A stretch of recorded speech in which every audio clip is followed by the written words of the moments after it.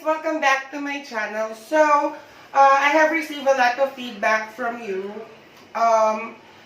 Sana magawa ko yung feedback or ma-improve ko lahat nung na-feedback sa akin or mapunan ko siya.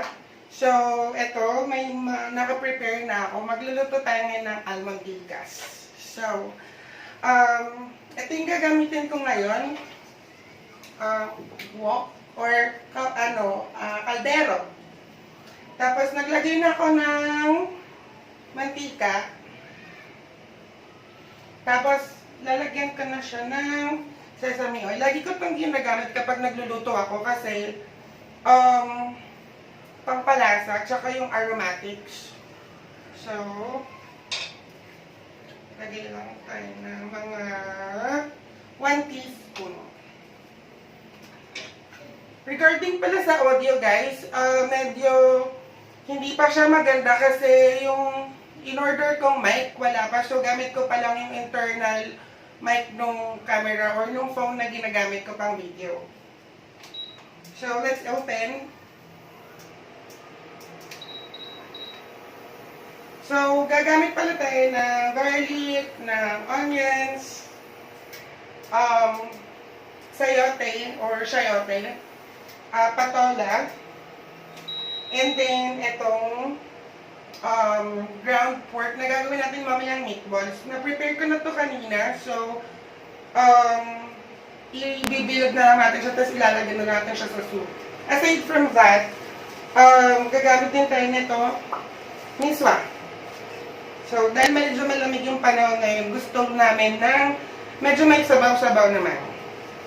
So, medyo mabilis uminit itong kawali na to kasi napakanipis niya. So, gagamitin ko very low heat. Tapos, lagyan natin itong onions and then garlic. Kasi medyo mabilis masunog yung garlic dito sa pan na to.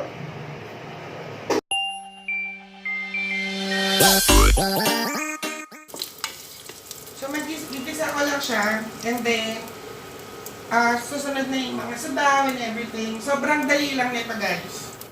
So, ito na yung onions.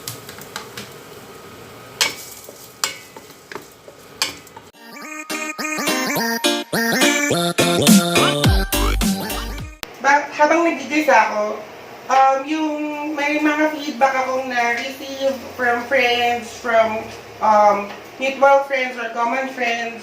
Yung boses ko, ganito talaga siya. Hindi ko siya iniipit or whatnot, pero ito yung natural kong voice. So, kahit sumigaw ako or kung ano man yung lakas gawin kong sigaw or what, ganito pa rin yung lumalabas. So, pag medyo nasunog yung pan. So, after this, maglalagay lang tayo ng water. I-ready na natin yung sabaw. So, hello guys! Ito na, may water na tayo. So, isang baso lang.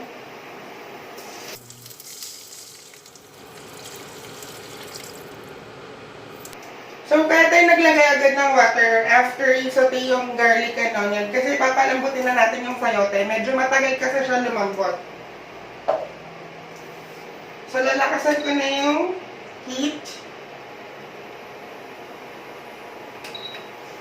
Kasama ko nga palang very supportive kong friend, si Pam. Ayun, siya yung videographer ko ngayon. Yung previous video ko, ako lang kasi mag-isa nag-video noon. So, medyo, alam niyo na, yung mga feedback niyo nga. So, yun, sana maayos namin yung mga feedback or sana maano ko yung mga feedback niyo masolusyonan after this. So, papakuluin lang natin siya ng very light. So, pag kumulo na to, tsaka ko ilalagay yung sayote. And then after that, magdadagdag pa ulit tayo ng sabaw, tapos, or ng water. Tapos, tsaka ko naman ilalagay yung meatballs. So, medyo kumukulo na siya. So, lalagay ko na yung sayote. So, dahan-dahan lang.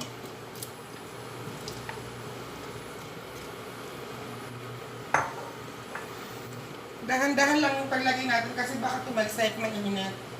Sabi nga ni isang singer, dahan lang, dahan lang. Dahan-dahan lang, oh, dahan-dahan. Dahan-dahan lang. Learn. So, papalambutin lang natin ito, tapos mag-prepare ko na yung meatballs.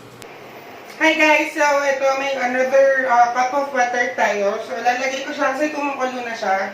Tapos, para ma-prepare ko na din yung meatballs. If you have noticed, mayroon ako ditong isang phone. Siya yung ginagamit kong pang video dito or para makita niyo yung kung ano yung tsura nung niluluto, kung ano ng eksena sa buhay. Yun. So, kasi may feedback ako na na-receive na mas maganda daw kung nakikita niyo yung niluluto ko, hindi yung nag-i-imagine kayo. So, wait na. So, eto may dalawa na akong spoon. Tabilang muna natin to. So, ito na yung meat na mix ko na siya with, this is half kilo ground pork. Tapos, naglagay ako ng around 1/4 cup ng flour. And then, pepper to taste. So, gusto ko nilalagay ko yung meat or gumagawa ko ng meatballs habang hindi pa siya kumukulo yung sabaw or yung magiging sabaw. Kasi, para pag kumulo na siya, luto na yung meat. Lutong-luto yung meat.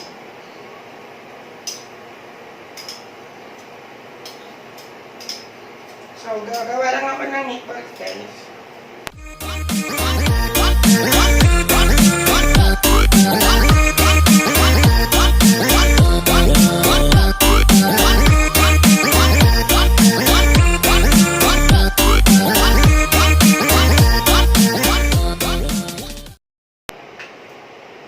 So guys, tapos na ako magbilog-bilog or magbola-bola, katulad ng pagbobola niya sa akin.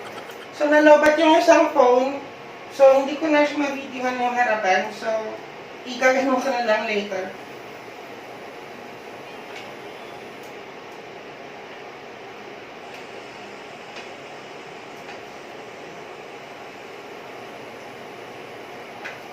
So ito na yung meatballs. Sorry. So, balikan lang siya doon ulit. So, habang pinapalambot natin yung gulay or yung sayote, tapos niluluto natin yung meatballs, break lang din saglit. Thank you! Hi guys! So, malambot na yung sayote. So, thank you for staying. So, susunod na natin yung patola. Mabilis lang naman ito maluto eh. Tapos, isusunod natin yung miswa.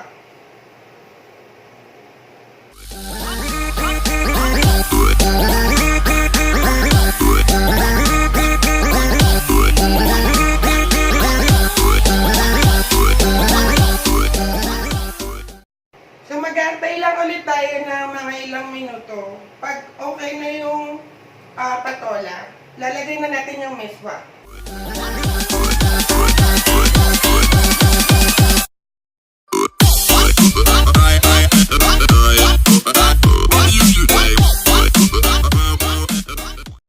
Hi guys, okay na yung patola. So, lalagay na natin yung miswa. So, isa lang yung ilalagay ko kasi baka umapaw siya ng todo. So, hatiin lang natin siya sa gitna. Yan. Tapos, after nito, okay na siya.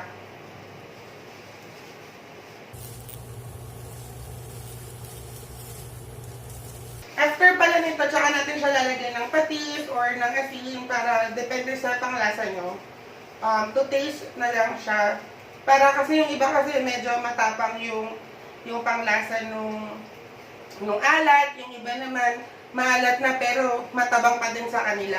Feel ko mas lagyan pa siya ng isa kasi parang kaya pa nung kaldero ko.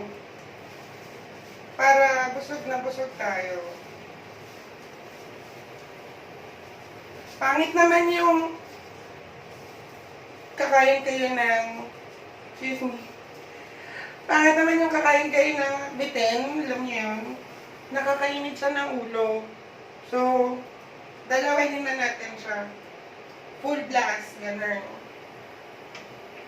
So guys, okay na yung miswa or yung almondigas natin with patola, sayote, and meatballs.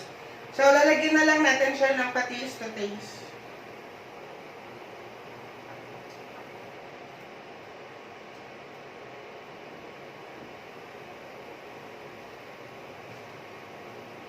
Around 4 teaspoons.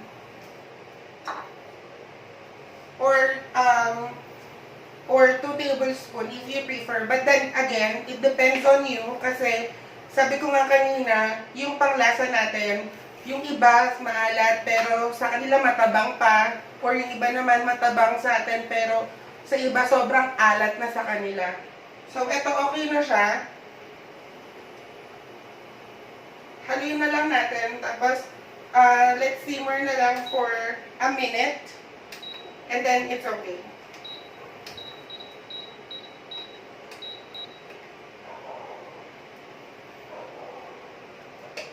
Super excited na ako matikman to kasi favorite ko to. Tsaka, lalo na ngayon, malamig yung panahon. Pampainit siya ng katawan kasi nga may sabaw, mainit, may higupin ka. So, naka-timer na itong lutuan ko. Pag tumunog siya, it's ready and we're ready to taste. Ito, may bago na akong sandok kasi namatay na siya. So, it's been a minute na nag-simmer tayo. And now, it's ready to taste! So, ito na siya. Sana nakikita niyo guys yung laman na itong bowl. So, ito, meron siyang patola, meron siyang meatball, and of course, yung sayote at saka miswa. So, tikman na natin siya.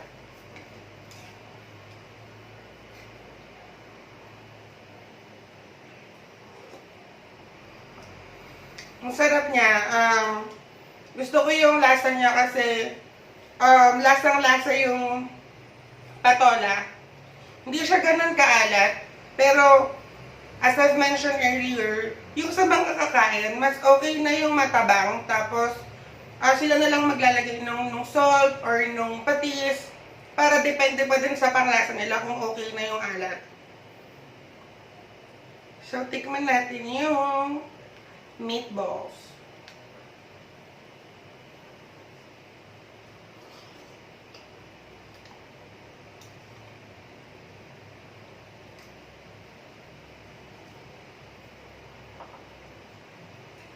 Sobrang okay yung meatballs.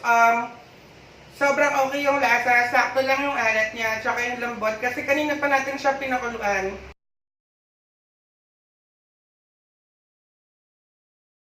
Okay guys, okay na siya. So, thank you so much for watching. Don't forget to subscribe, like, and share this video para naman ma-share natin kung gaano kadaling magluto ng almondigas.